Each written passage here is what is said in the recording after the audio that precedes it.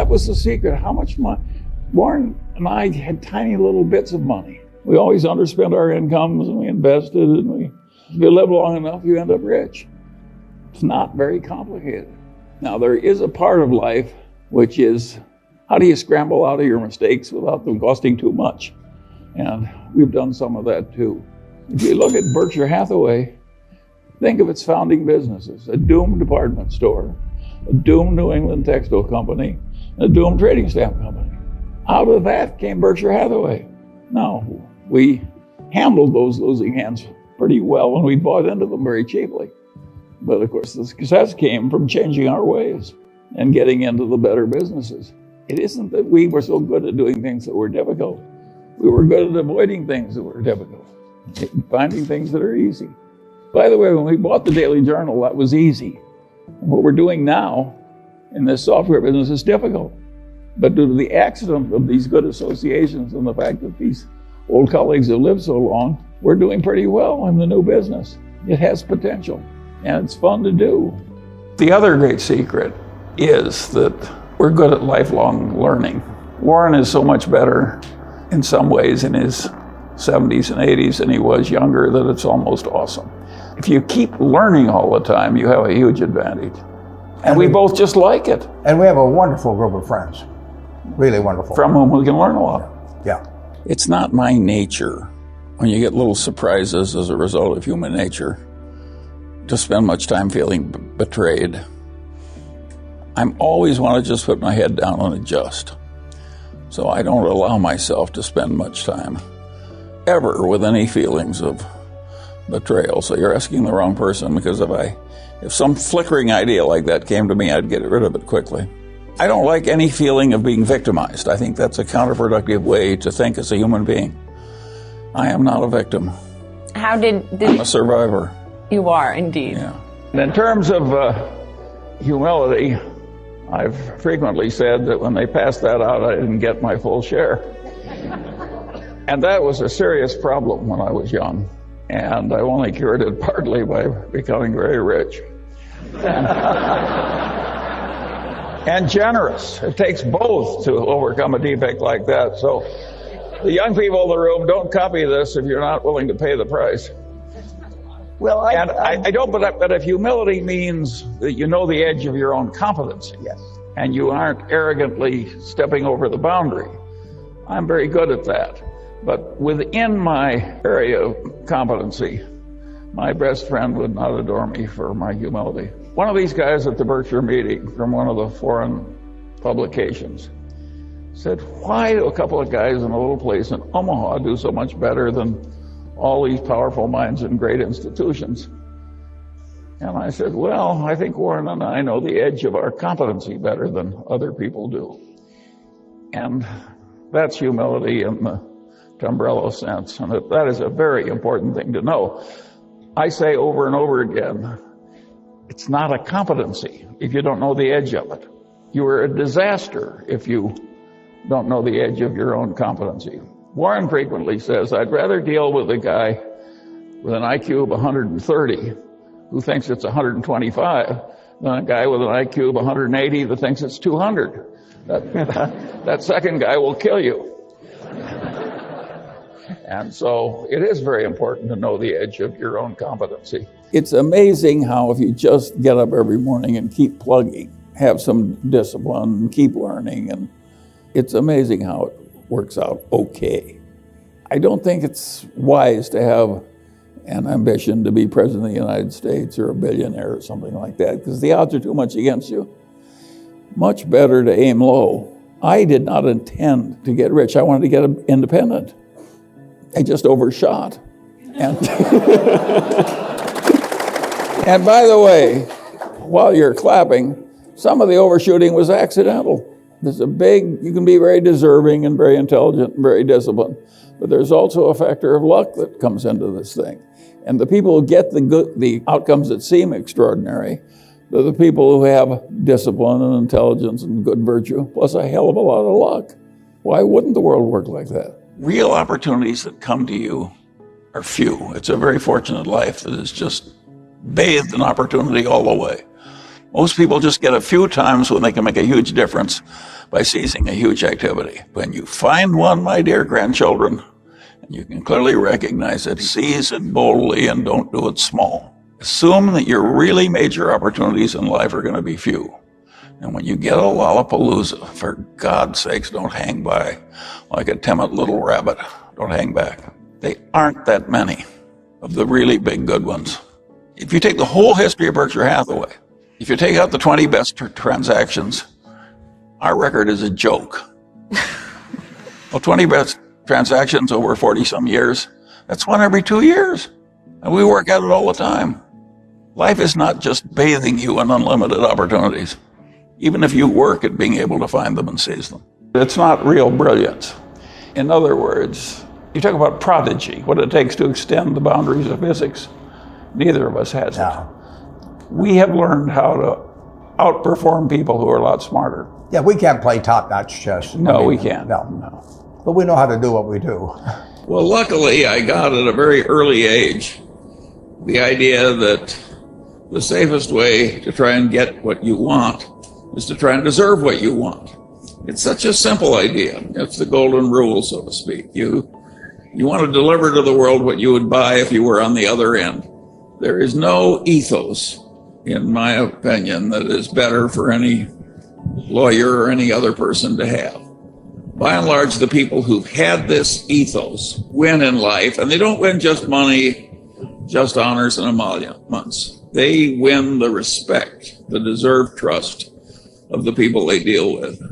And there is huge pleasure in life to be obtained from getting deserved trust. And the way to get it is to deliver what you'd want to buy if the circumstances were reversed. Warren and I have not made our way in life by making successful macroeconomic predictions and betting on our conclusions. Our system is to swim as competently as we can, and sometimes the tide will be with us and sometimes it will be against us. But by and large, we don't much bother with trying to predict the tides because we plan to play for the game for a long time. I recommend to all of you exactly the same attitude. It's kind of a snare and a delusion to outguess macroeconomic cycles. Very few people do it successfully, and some of them do it by accident. When the game is that tough, why not adopt the other system of swimming as competently as you can and figuring that over a long life you'll have your share of good tides and bad tides. I think you can count on more booms and busts over your remaining lifetime. How big and with what cyclicality, I can't tell you. I can tell you the best way of coping, which is just to put your head down and behave creditably every day. Ben Franklin, marriage is like the most important decision you have, not your business career. It'll do more for you, good or bad, than anything else. And Ben Franklin had the best advice ever given on marriage. He said, keep your eyes wide open before marriage and half shut thereafter.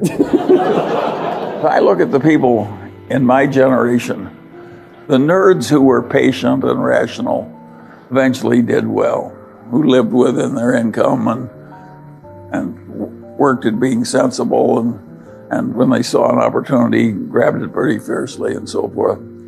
I think that'll work for the new nerds of the world. The people who get ahead because they're star salesmen or charismatic personalities, I'm not one of those, so I don't know how to do that. So if you're not a nerd, I can't help you. And I think that the odds are that most people who try to do finance are not going to succeed.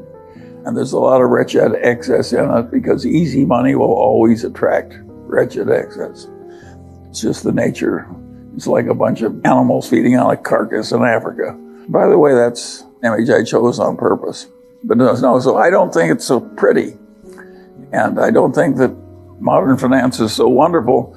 And in my day, a lot of the finance people were more like engineers.